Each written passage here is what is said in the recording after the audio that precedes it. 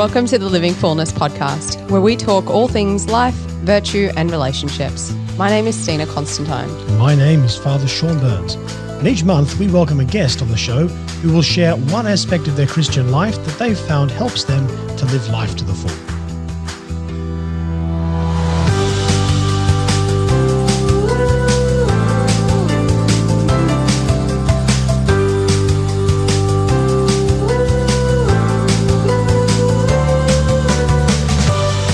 Hello and welcome to this week's episode of Living Fullness. In this particular episode, I have another guest here on the podcast who's going to share a bit about her life and about her work. So I would love to introduce you to Lisa Cotter. Lisa is a Catholic speaker and an author known for her practical insights on relationships, femininity, and living life with excellence. After serving as a focused missionary family for over 10 years, Lisa has continued to share her passion for the faith with Catholics all around the world. Lisa is the author of Reveal the Gift, Living the Feminine Genius, and Dating Detox, 40 Days of Perfecting Love in an Imperfect World. Her work has been featured on Ascension Presents, the Hallow app, EWTN, Form.org, Steubenville Youth Conferences, Seek Conferences, and numerous other outlets. Lisa holds a master's degree in theology and resides in Denver, Colorado with her husband, Kevin, and their 4 children. So Lisa Cotter, welcome to the Living Fullness Podcast.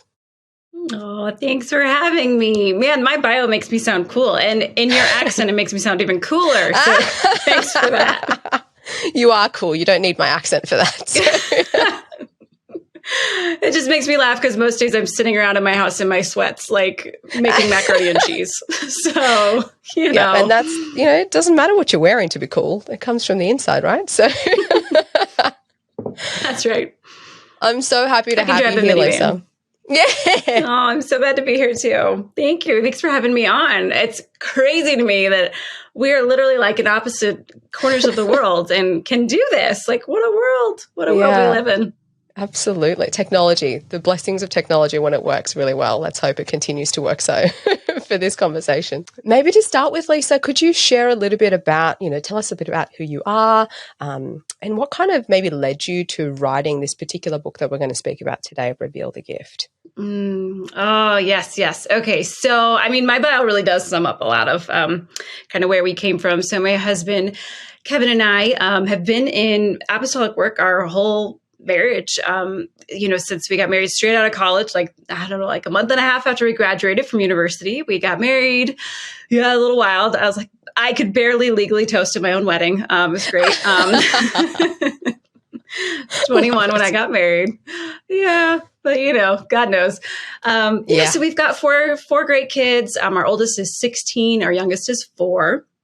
So we've got our hands just like in every season of life right now, which is a blast, a lot of fun. And we spent 11 years as focused missionaries, which was amazing. And that really was kind of where this passion for the feminine genius came from, where it started from trying to make the story short, right? Years ago, Focus invited me to speak at one of their Seek conferences to all the women. And they asked me to give this talk on authentic Catholic femininity. And my first thought was, no, no, I don't want to do that. That sounds terrible. Like, who wants to get up on stage and tell other women how to be women, right? Like, it just sounded awful. Yeah, just a little intimidating, right? And I think part of the reason for that was because I kind of felt like I was failing as a Catholic woman. Because I didn't know what I was doing. I was like, I don't think I'm the poster child for this, so I don't think I should be up on stage, right? But I really took it to prayer because there was that issue. And the other issue is I was kind of afraid, honestly, of what the church taught about authentic Catholic femininity. Right. Yeah, I had some ideas in my mind about what it was, but a lot of them were kind of stereotypes. Some of it was misconceptions. Some of it was misinformation. I don't think anybody was trying to, twist something, but they just maybe didn't have the full picture.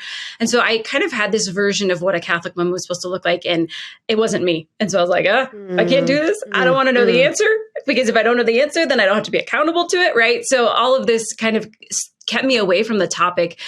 But one thing that I found, when we were in Focus was that if Focus asked me to do something, right, like that was our apostolate, right? Not this isn't like a religious order, right? It's not like, oh, Mother Superior said we have to do this, right? No, but if my apostolate was asking something of me, I always wanted to be open to that yes, because that we had given a greater yes to being these missionaries. And so I was like, okay.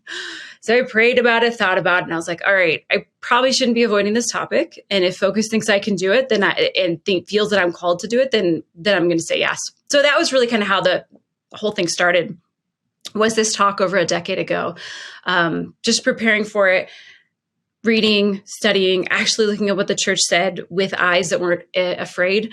And from there, I felt this new freedom that I had never experienced before in my womanhood, just from understanding, oh, this is what the church is teaching. This is what the church is saying. Like, wow, that's beautiful. Wow, that's a gift. I can get behind that. I don't have to fit in this tiny box that I've created. There's actually a way for me to authentically live my femininity as a Catholic that's totally in line with the church. And so this was really freeing, right? And so, so it started with that talk. And then it took 10 years for the book to follow. Just lots of different reasons for that, right? But not always, but I pretty quickly after I gave that talk felt like I need to put this down on paper, but I needed time also to process it myself before. When you write a book, it's kind of scary because it's pretty permanent, right? Social media, we can delete something, we can edit it, but like a book's a book. So, wanted to make sure that I was at the right spot and the right place in my life to be able to do it. And, here it is, Reveal the Gift. My book is out now. Yeah. And it's been out for a little while now. It's been a few months now that it's been out. Yeah, a year right? Actually. Yeah, just over a year. Yeah, there you go. I know. Time flies. It only came up on my radar a few months ago, and I was like, as soon as I got it, I went, right, we're buying it. Let's do this. And I was saying to you before, Lisa, I completely devoured your book. It was just written it was so easy to read, so relatable, and you don't skirt around. You kind of just hit the nail on the head, which is really refreshing. And also, even with your education background, your education in theology, I just felt like I was reading something that was catered for my understanding, which is not from a theological background. So I really appreciated just your choice of language as well in being able to break it open. In short form, if you haven't read the book, go buy the book and read the book. Oh, you're the best. That's the best. Yes. Oh, yeah. And honestly, that was one of my hopes, was that I had read so much, I don't know, theological works on it. But even with my master's in theology, there's some philosophical terms that people would throw around. And I'd be like, I'd have to Google that, like, what does that even mean? Right. So I wanted it to be accessible, but I also wanted it to be not fluffy, I was like, we can do this. We can do both. We can be real and we can be smart without, having to be fluffy. So, yeah. So I guess then in trying to get a little bit deeper in terms of the conversation around femininity and feminine genius, I mean, even that language, right? Feminine genius, what does that, that's automatically can be a very foreign terminology from someone who hasn't come across it before. So in thinking about that and what you were saying before too, about how hard it is, when you first were asked to get up and speak about femininity and the feminine genius, how hard it is to actually articulate what it means to be feminine. Maybe we can start by breaking open what do you think the feminine genius is? Like where would we even begin? Yeah, that's a great place to start. The impossible question, I know. I know. Yeah, no, it's true. If you ask an audience of women, and I do this sometimes, like, who wants to define the feminine genius? Everyone's like, oh, not me. Like, I don't know. No way. Yeah, it's a really hard thing to pin down. And the reality is that I don't think a lot of people recognize is that Pope St. John Paul II, who spoke on it frequently. First of all, he didn't invent the idea or the concept, right? This was not, some people are like, oh, like John Paul II's feminine genius. I'm like, well, he popularized it. So that's why we attribute it to him, right? He really brought it out, but he's not the one who created it or came up with the idea, right? Philosophers before him, popes before him were talking about it, maybe not using that language. But he himself, despite how much he talked about it, never defined it. Like, he never came out and gave us a definition. I'm like, come on, man. You could have done that, right? The feminine genius would have helped a lot. That's one of the questions when we sit down together in heaven. That's one of the questions I'm going to have is 100%. I'll come join you on that table someday. Yeah. Oh, that would be so great. So he never defined it, right? So we're left to kind of like dig, right? And try to get at what are the heart, what is going, what are you getting at, right? So in my book and in my research, I found a lot of definitions, right? And I think they all are similar. I think they all harmonize, right? It's not like, whoa, those are two totally different things, right? You can see the overlap, but we kind of have to like just give it a definition, or else it's hard to move forward if we don't have like something, a baseline to jump off of. So the definition that I chose, that was my favorite and made the most sense to me, and I trusted the most comes from a woman named Sister Prudence Allen, who is a religious sister. She's a philosopher of gender. She spent, decades of her life writing on gender, right? Gender theory, specifically women. Maybe gender theory is not the right terminology, but just looking at women, right? And so she's the one who I turn to. So the way she defines the feminine genius, and I want to make sure, I'm going to pull this up in my book here because I don't want to get this definition wrong. Okay, hold on. You're going to have to bear with me. Okay, she says, here it is. I'm using my book for those who are watching. This is my signing book. Oh my goodness. Yes, it's so fun. It's so colorful. Yeah, I know. But here's the problem is I don't know why I use it for this, because then I'm reading over people's signatures. That's why it's so hard to find things in here. But I take this with me everywhere I go. And when I sign your book, you sign mine. And so it's my special. Oh, bless. That's beautiful. Yeah. Isn't that cool? Oh, yeah. So this thing is going with me to the nursing home, right? Like this is one of those possessions that, So, okay, I found the definition. Here she goes. She says, the phrase genius of woman refers to a way of being, acting, and loving in the world, which manifests a unique creativity in human relationships. So we'll just stop right there. So what she's saying is that the feminine genius isn't like about how smart women are, which is what I think sometimes we might think of when we hear genius. We're like, oh, it's about how brilliant women are. It's like, well, women are brilliant. There's some really smart women, but it's not about intellectual knowledge. It's not about practical skills. It's about who we are, like who we were created to be. It's about the way that God uniquely made us and the way in which in our uniqueness, we relate to others, right? So if I had to kind of like sum it up, if I had to just like give a quick little like, okay, what is a feminine genius? If we had to like just put it into a few words, I would say it's the person-oriented disposition of woman, right? So it's the unique way that women approach relationships that's very central to who we are and how we were created. And so that's kind of the launching pad, right? Then for the rest of the book, it's like, okay, well then what is this person-oriented nature? What does it mean? What do women uniquely bring to the world? And that's what John Paul II in all of his writings so beautifully dove into in so many different places of his works. It's just amazing to see how much he loved us as women and how much he wanted to honor us and how much he came back to us. And it was just like, thanks for thinking of me, right? Like I needed that. So he's the best. Yeah. He just, he had a way of connecting with people, didn't he? And he seemed to be able to see the heart of woman just so beautifully and with such dignity. It's quite profound, quite profound. And he was really reading the signs of the times. He was recognizing at that time in the world, there was the push at that time, right? The way we talk about gender is constantly in flux, at least from a societal standpoint, right? From a secular standpoint.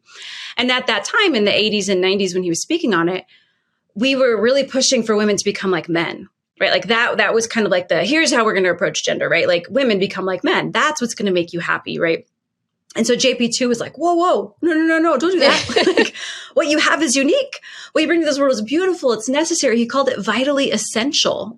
And so he wanted to remind us of who we are. He wanted to remind us of what we bring to the world and how it's not something that we should be pitting genders against each other, right? But seeing that the beauty of the complementarity that God designed that doesn't make one gender better than the other, doesn't make one gender more valuable than the other, doesn't make one gender more have more dignity than the other, right? None of that. Like, no, we are equal in our worth and our value and our dignity. But just because we each have these beautiful gifts doesn't mean that, that we need to like fight with each other or try to become like the other or try to overtake the other. So that's why he was talking about this at this time, was to really just affirm women and who they were, because we needed to hear it. We needed to hear it. And we needed to hear it from someone in his shoes as well. From a pastor, from, someone who could speak from the heart of Christ at that time and now. Like we continue to need to hear it as well. There is one thing you also said, I think it's shortly after what you're talking about just there, and I'm actually just going to quote you, if you wouldn't mind kind of pulling apart what you're saying here.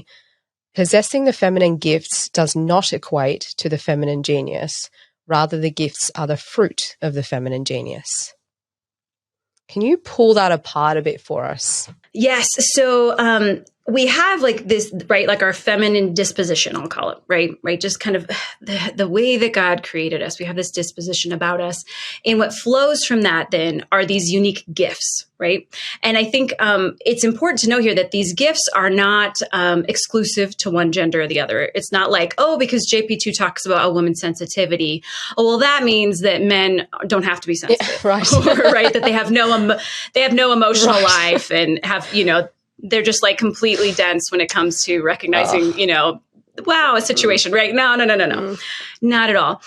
But what JP2 is saying is that because of the way our disposition, the way that we were created as women, there are certain gifts that we get to be what Pope Benedict would call the privileged sign of, right? It's like there's something unique about these gifts that we bring into the world in a unique way that we're called to model to the men in our life who are also called to live from these gifts.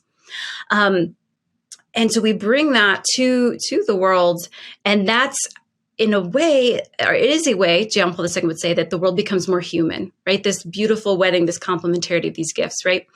So we have the fruit, right? These gifts are like the fruit of our feminine disposition. These are the things that like flow from who we are, and they're gifts to the world. They're not gifts for ourselves, right? Our gifts are actually never for ourselves. Our gifts are for the sake of others, but they're like the necessary gifts for the call that we have as a woman. And so does that kind of make sense? I know that now we're getting some philosophical stuff going on here. Yeah, absolutely. I think that distinction is so vital because of exactly what you're saying. If we characterize if we were to say that a woman is made up of certain characteristics and that is what makes her woman, then I think we're going to miss out on exactly what you were talking about before with John Paul II, that uniqueness of every person. And yet when we talk about what you do in your book of revealing the gifts that come from woman living out her authenticity, living out her femininity, then we can see, there's scope for women to be and express in so many different ways. That doesn't take away from her femininity. It actually just reveals that femininity to the world and makes a gift of herself to the world. Yeah. I think that's a big thing. I always am like harping on when it comes to these gifts. Like these aren't supposed to be stereotypes, right? Like we're not trying to box you in. Like, no, we're trying to let you free, right? Yeah. Like once you know, like, oh, these are my gifts. Like you're free to live from them. But like, if you want to know, like, is the church a church of stereotypes? Like, the clearest way to see that is just look at the lives of the saints. Yeah. Amen. Like, oh my gosh, what diversity, right? Like, holy cow, like St. Catherine of Siena could not have been more different than Therese of Lisieux, who could have not been more different than Joan of Arc, right? Like the way that they lived and expressed their femininity, it's right? True. So unique, so different, but they're all saints, which tells us that these are examples of women we can turn to who are going to be a model for us of how do we live holiness as women? How do we live holiness as humans ultimately, right? But like, what are some unique like clues we have that are going to help us live that holiness, particularly as women? So maybe we can go then to you talk about 8 gifts in particular, not to say that these are the only gifts that come from woman living out her femininity, but these are the 8 gifts that you've talked about in your book. So maybe we can go through what those 8 are just very briefly, and then we might deep dive into some of them. Great. I love it. Yes. So little caveat again, right? So these are 8 gifts that I saw John Paul II talking about frequently or like really drilling down on.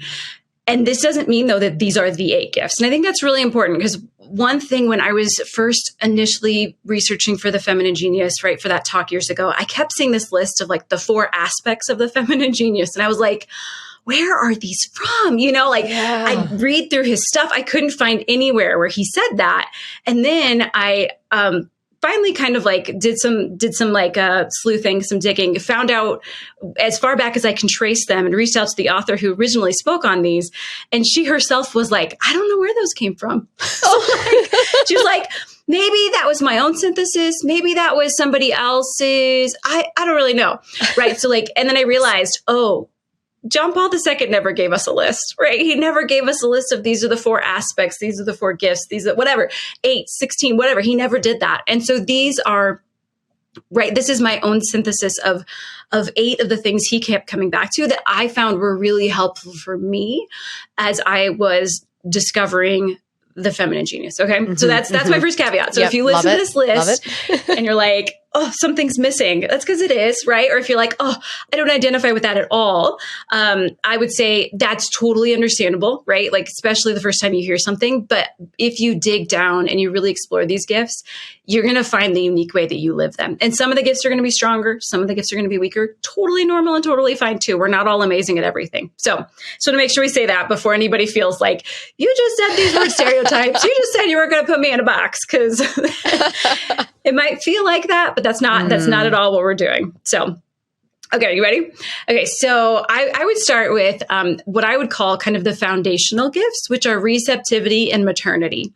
And the reason I call these foundational to women in particular is because these are the gifts that are written on our souls, right? On our souls. And this is where, okay, we're going to get theological, but you can do this, okay? Even if you're not a theology person, you can do this, okay? Love it. Okay, if you say we can, then we can, Lisa. Let's do it. We can do this. Okay. So we were made in the image of God, right? Like we learned that in Genesis, right? Genesis 1:27, male and female, he created them in the image of God. He created them, right? So to be made in the image of God, one of the ways that we image God, one of the ways that we reflect his being is in our capacity to give and receive, right? So God the Father gives himself fully to God the Son, who receives that gift and then fully gives himself to God the Father, right? And the love between them spirates, as the theologians would say, or creates the Holy Spirit, right? So when we give and receive, we are reflecting the Trinity. And woman, in a unique way, we are the privileged sign of the receptivity, because it's something that's written on our souls. But as women, it's revealed through our bodies, right? Like, this is crazy, okay? It's revealed through our bodies in the sense that we have a physical capacity to receive. Like, that's like how our body like is designed in the marital embrace of sex, right? Like, we receive, like, beautiful, right? So that first foundational gift is receptivity. It's this ability that we have to be able to uniquely receive others into our lives, both physically, but also JP2 would say there's a visible sign to the invisible reality, right? So we can physically receive, but we also then can invisibly receive others, right? We have this amazing capacity to welcome others into our hearts. We welcome others into our calendars. We welcome others into our homes, right? We receive people uniquely as women, because that's something that we get to be the privileged sign of, because it's a reflection that we see right on our own bodies, right? So then from receptivity flows maternity, right? From physically receiving, we can become physical mothers. Another beautiful, beautiful gift that we have. So this maternity, though, John Paul II, this ability to mother, I think sometimes people get like stuck right there because they're like, but I don't have kids. So I guess I don't live femininity. Like, no, hold the phone, right? Mm-hmm. The reason we know that being a physical mother is not the only way to be a mother is because we have religious sisters in the church, right? They never become physical mothers because they forego that for the sake of being spiritual mothers, right? So being a physical mother is actually not intrinsic to being a woman, because that would mean that all of our religious sisters weren't actual women. And that's not true, right? Not at all, right? So very important that we understand that this maternity, because we all have this capacity, this space inside of us to grow human life, right? To help human life flourish. Some women are called to do that physically. Vast majority of women are going to be called to do that physically, but we're all called to do that spiritually. And some women are called to exclusively do it spiritually. So no matter if you're married, if you have children, it doesn't matter. We're all called to live this maternity. We're all called to be mothers to the world, in the sense of we're all called to help people to become who they were created to be. We're called to help people to grow, to develop, right? To become who God created them to be. We all have that capacity in us to do that, because that potential is there. We have the gifts to do that, whether that potential becomes a physical potential or not. Okay. So foundational gifts, right? The other gift that I would add in there, another gift I would say, is self-giving. And this one is an interesting one, right? Because you could look at that and you could go, wait, isn't that like what like the privilege sign for men to be self-giving, right? Because in this reflection analogy, right, women, our bodies reveal receptivity, but men, their bodies reveal giving, right? But John Paul II is constantly, one of his favorite things to come back to, right, is man can only fully find himself in giving himself as a sincere gift to others, right? So this is like part of like being human. And so that's why I include it in those gifts, because I think it's that important that we recognize that we have a unique way that we give as women, and that cannot be overlooked because that is part of the way that we reflect the being of God, right? The Trinity, right? And so this idea of we are all called to give of ourselves to others. And women, we do that in this person-oriented way. Okay, so those are kind of like the real theological ones. And then from there, I pull out 5 more gifts that you hear JP2 talk about quite frequently. Then those are, and I'll say them and then I'll go through them real quick. Sensitivity, intuition, generosity, fidelity, and strength. Right. So these are the words that I kept seeing him come back to. And I think the reason why I love these words is because it's so clear to me that these are gifts that are so necessary for our call as women to be the mothers of the world, right? To spiritually and physically mother the world and to care for the world in this unique way. A lot of our popes have these amazing quotes, and they're in the book, on how women are just like, gosh, like we need women. The way that they care for the world is like so vitally essential, right? But to do that, right, we need these things, right? We need sensitivity. We need that ability to see the needs of others and recognize the needs of others. So sensitivity for JP2 is not like women cry a lot, right? It's not like we can't control our emotions. Yeah. Like, no, that's not what he's saying. And that was one thing that tripped me up for a long time because I was like, I don't cry at movies, so I guess I'm not a very good woman. Right. And then I was like, oh, yeah, that's not actually what he meant. No, it's this ability to be sensitive to the needs of others, to recognize the needs of others. And then with that, and JP2 talks about this a lot, is our intuition. Women have this deep intuition, not just to see the need, but to know how to meet it. Right. So with sensitivity, we recognize the need. With intuition, we know what to do. Right. It's kind of like that motherly intuition, it's like right away, like you just know how to handle a situation and you don't always know why or how, but you just have this gift, this capacity to be able to assess the situation quickly and do what needs to be done. And believe me, as a physical mother, that is so necessary. Like, it is so necessary. There's so many times you just have to be quick on your feet. You just have to recognize what needs to be done and how to do it and just take care of business. Because that's human life moves quick sometimes, right? And then also with that, generosity. Like, oh my gosh, in order to care for the world as we are called to do, and this beautiful gift that we get to do this, right? Generosity, like you have to be able to not just give of yourself, but give of yourself like over and in overflowing and in an abundant way, right? And so God graces us with that ability to be able to do that because sometimes it's very draining and we're not always perfect at it. I'm not always generous, right? Sure. But we have to have that capacity, right? To be able to uniquely be generous to the world. And then fidelity, another one of those things like we have to have in order to care for the world, like the fidelity of a mother it's such an easy example, right? You see how mothers like, unless there's extreme circumstances, like we have this capacity, our natural inclination is to care for and to be faithful to the people in our lives who we love, whether that be children, whether that be a boyfriend, or whether that be our parents, our siblings, right? Like we are faithful to our people, our friends, right? That's just something that's like ingrained in us because we don't want to give up on people. We want to stick with them. We want to help them through those tough times. And then the last thing is strength. Like every woman needs to be strong to live this call because it can be very emotionally draining, right? It can be very exhausting.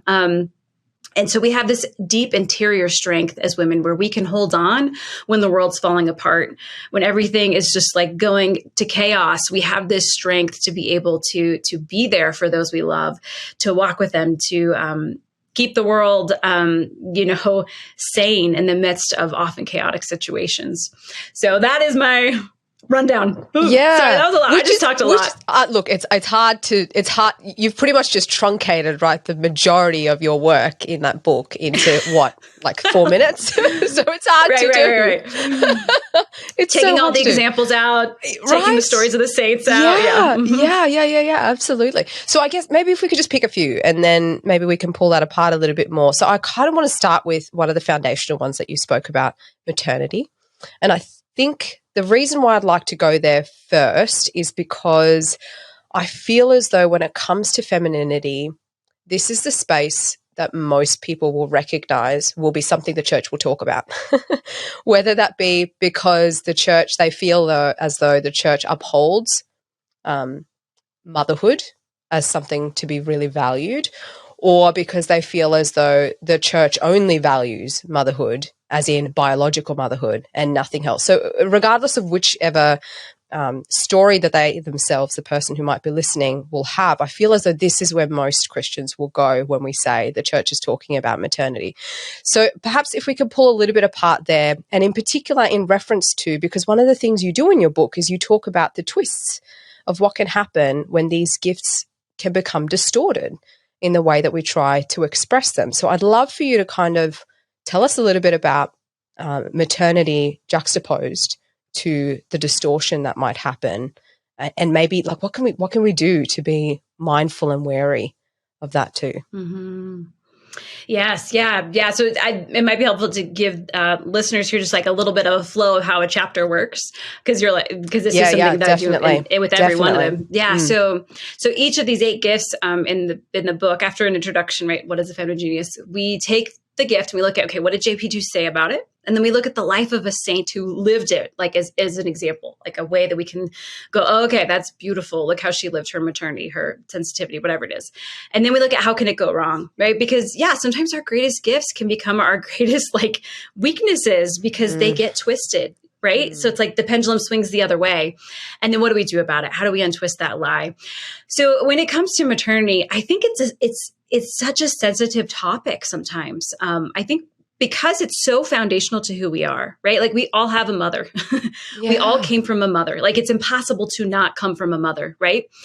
And some of us have a complicated relationship with our mothers, or maybe with our mother figures. Maybe it's a grandmother or an aunt, or, whoever played that role in our life. Or even if we had a great physical mother, maybe there was somebody else who was a mother figure who failed us, right? So we all have kind of just deep ties to maternity that we bring into our own lives. And what I've found is that, in the church, we do talk a lot about father wounds. And I think that's beautiful, right? Like how we have a hard time sometimes seeing God as our father, right? Because our own fathers have failed us in certain ways. But what we don't talk about as much is our mother wounds, right? The times where our mothers have failed us. And so that can then taint our view of motherhood, right? You can hear like maternity, and for some women, it's like an immediate turnoff, like, oh, I wouldn't want to mother the world. Are you kidding me? Like, I don't want to be overbearing. I don't want to smother people. I don't want to, manipulate people. I don't want to make them feel belittled, right? We pull in these experiences that we have, but what we have to remember is like, that's not a good mother, right? Like a good mother doesn't belittle her child. A good mother doesn't smother her child or be overbearing, right? A good mother, what she does is she advances the growth of her children. Right? She cares for them. She nurtures them. And that's what we're called to do, in whatever capacity that is, as a physical mother or as a spiritual mother. And so I think the first thing when we think about maternity is we have to first like untwist those lies that we have of motherhood being something negative, or being something that's a burden, or being something that we want to reject, because our world is telling us that sometimes, 100%.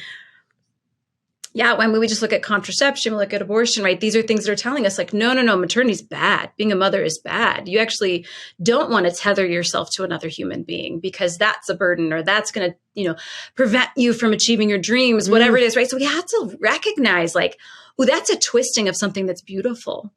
And we have to sit with that sometimes. And we have to first dive down into our own wounds that come from maternity and wrestle with those. And that can be painful. Like, I'm not going to lie. Like, I've had women who, have said like, I started reading your book and we got to the maternity chapter and I had to put it down for a while. Like, I just wasn't ready to face that yet. I wasn't ready to think about that yet.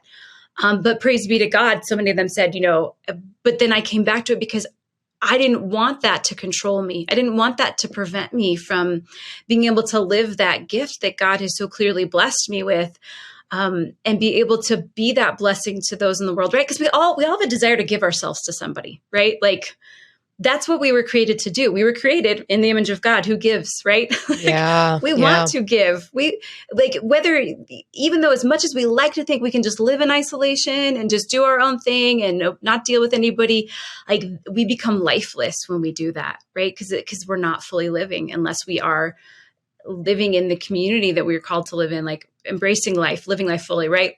And so all this is very deeply tied together, right? And so I think that first step in this, in being able to let go of some of that is saying, okay, I do have these past wounds. I do have these twists, but how can I untwist those lies? And I think the first place that I go to untwist those lies is to our Mother Mary, right? Like she is our Heavenly Mother. Like we can turn to God the Father as like, here is what a good father looks like, right? We can turn to Mary as here's what a good mother looks like, right? Like she intercedes for us. She cares for us, right? Like she's sensitive to our needs. She's generous with her life as she, intercedes for us from heaven. She advances our growth, right? Like she does all these amazing things for us. And she continues to mother us from heaven. And so she's the one who we have to remember, okay, this is what a good mother looks like. She has to be our model. And I think that's one of the first steps, right? Of many steps for some, right? But that's where I would go first. What are your thoughts on that? Yeah, 100%. I love the section that you do at the end of the book where you actually tie all the gifts to Mary as well. I think that's quite powerful because it gives you, when you've sat with all the gifts and you've seen these extraordinary examples of the saints that you also talk about, it can sometimes still feel quite overwhelming. And then so to be able to sit with and go, well, actually, let's put it back into the context of Mother Mary, whom I can have a relationship with now. That gives you someone who can kind of walk with you right there and then, even if you might be someone who has maybe a broken relationship with your own biological mother or primary caregiver, or maybe you don't have many female friends around you, or whatever the circumstances might be. If you don't have that community around you, you at least have Mary that you can always go to. So I think that's it's such a practical tool that can sometimes feel, not a practical tool, that's a wrong way to put it, practical relationship that you can enter into that can sometimes feel like it's actually over spiritualized when it's not. It's not an over spiritualized reality at all. Yeah, like we need a mom. Like we do. We all need a mother who's going to nurture us and advance our growth and, be there for us. It's necessary. And it's also vital for the church too, right? As a bride of Christ, like there's a femininity there as well. There's a heart that's meant to also have that maternity to it. So that question you were asking before, it stumped me when you were saying, we talk a lot about father wounds, but we don't talk a lot about mother wounds. And we see what happens when we don't have pastors who are being authentic fathers and genuinely loving fathers. We've seen that through history. It's been damaging and scandalizing. But at the same time, I can't help but wonder how many families do we have in our church who are suffering with mother wounds that actually stunts the growth of the church as well, and perpetuates the wounds of the church. So I guess that's something else that I'm going to take away for meditation and prayer as well. Yeah.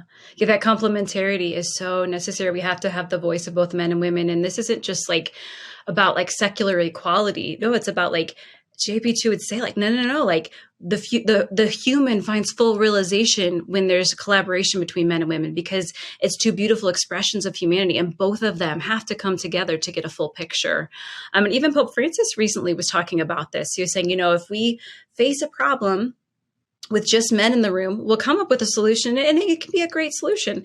But if women are present, the solution is going to be richer. It's going to be more intuitive. It's going to be more full, because we're seeing, a fuller picture, because all of humanity is coming together to work together to solve this problem, as opposed to just one expression. And we need them. I think that's relating back to what you said early in your book, which something that resonated with me because I felt the same way, is about the helpmate. When women is first described as a helpmate, the experience that you have in your book is the exact same that I had, in the sense that it was jarring. It was really jarring to hear the church say, well, that's what women are. We're meant to be helpmates to man. Because my understanding at the time, of helpmate was what? So I'm just meant to like serve the guy. I'm just meant to like bring him his sandwich. Like what? Yeah. That is so not okay. Why is the church okay with this? No. Yep. Checking out right now. So not okay. But that is not what's being asked of us as women at all. It's so much more profound than that, because it's actually it twigged for me finally really concretely in Pope Paul VI quote that you also use in your book towards the very end from Vatican II, where that particular quote, which we'll put in the show notes, really explodes when it shows just how much women are actually needed in the world, not because there is some little part that we have to play, but actually because we have an equal part to play in the flourishing of mankind as a whole. It's not just of one other person. It's not just of one moment in time. Yes, those are important, but actually it's our ability to be able to fully express who God designed us to be has a monumental impact on all of mankind and is necessary for all of mankind. Yes. I love it. Yes. Amen to all of that. I think it's so important, that women understand that what we bring is vitally essential. And it's, there's a beautiful like servant heart to it, but there's also a beautiful servant heart to man's role, right? Like we're serving each other, right? This isn't like women serve men full stop and men like do all the fun stuff. It's like, no, like we're called to serve each other in the unique way we serve. Yeah. And we each, there's a uniqueness to the way that we each serve. But I mean, ultimately, like we're all called to give of ourselves. We're all called to lay down our lives, right? Yeah. So, that can't be missing. I'm conscious of the time here, Lisa. We've kind of hit like that 40-minute mark. So I'm actually wondering if we might move the second, there was another one that I wanted to go into, or there's two that I wanted to go into, but we might go into another one of them in the Patreon section of this particular episode, if that suits you, Lisa. Maybe to end with this particular episode, though, maybe something that we do on the podcast. So I'm going to just throw it out there and take a moment if you need to take a moment. Something that generally my co-host and I, Padre, Father Sean Burns, we generally have like a truth, beauty and goodness at the end of each episode where we share a particular thing that might have happened during the week or during the month that really resonated in terms of being able to experience God's truth, beauty and goodness either in an interaction with someone or something that we experienced in the world. So maybe that might be a way for us to wrap up this particular conversation. Is there something that springs to mind to you at this point, Lisa? The first thing that comes to mind is just the moments before we even hopped on.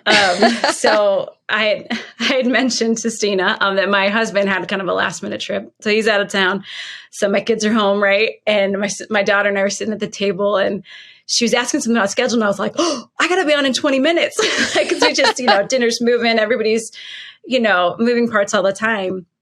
And all my kids, they're just, I praise God. Like they're such a blessing to me. I don't mean to paint this as like our life is perfect here in Denver, right? But like I have kids who are just like so fantastic, and immediately all of them were like, "What do you need, Mom?" And it was like my oldest daughter was like, "Okay, I'll put Isaac to bed," and my 9-year-old was like, "I'll go get the lights," right? Because it's nighttime here, right? So she knew like it's really cute. Like they know what I do and what needs to be done, right? And my son immediately was getting the tech set up and like.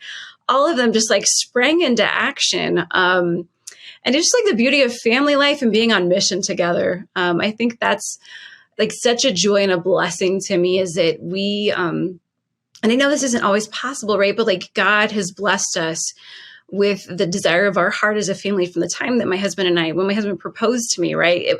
The part of his proposal was, will you go on mission with me, right? Like we want to be on mission together, and it really is a family mission. And to get to share that, like, I just get to see that beauty every day, right? The goodness of running towards a goal together as a family, of evangelizing, spreading, Jesus, spreading the truth of the church and the freedom that comes with it. It's just, I don't know, it's just an honor. So like when you said that, like, when did you last encounter? And I'm like, in this conversation, but then also right before this conversation, it's just it was just amazing to watch all the kids be like, we got this, Mom. Yeah.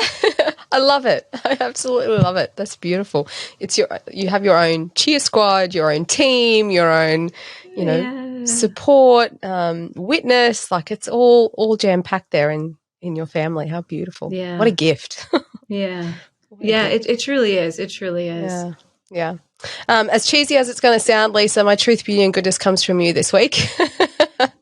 I love your generosity in being able to put aside time, you and your family's generosity to be able to put aside time to be able to have this conversation. I so appreciate that. The other is, as with most Christian authors, you don't know the impact that you're having on your readers.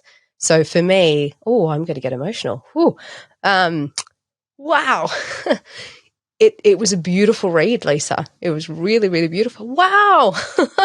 Give me one moment. Didn't see that coming. It really was. It was a really beautiful read. And there were moments in there that I read that I thought that was meant for me, like directly meant for me. And you probably weren't aware of that at all as you were writing your words. You're, in sync with the Holy Spirit doing what he's asking you to do. But that, just to affirm you that is filtering, like that parts of that was filtered directly for me. So I just want to thank you praise God. For being so docile to the Holy Spirit and for allowing your femininity to shine through in being a gift of yourself to the world and also to me. So thank you. Praise God. I tell you what, it's just amazing, the things, as you said, and it means a lot to me to hear that. I hope it's okay if I say this real quick. It's just like, writing is hard for me. Like it's a struggle, but like, I don't know. There's just like this push of like the Lord, like you're not the only one. Women need to know that, like we all need to hear this. Yes. Right. And so that's why I write. People are like, oh, you're an author. And I'm like, I am, but I don't consider myself a writer. Like that's not what I love. That's, that's not the first thing I want to do every morning. Right.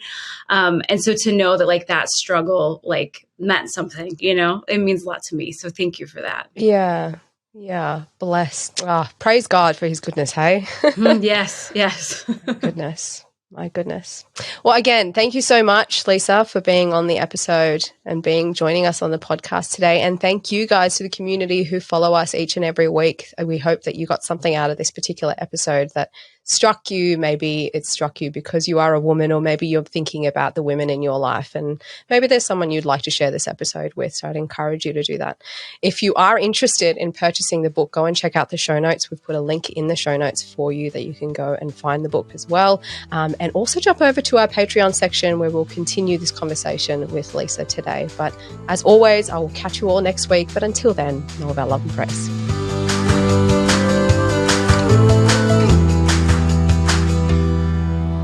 If you enjoyed having our guest on the show as much as we did, please consider jumping over to Patreon and supporting the podcast. Your donation will help cover the costs of this podcast and give you access to some behind-the-scenes content with our guests to give you an even deeper insight into how they live a Christ-like life.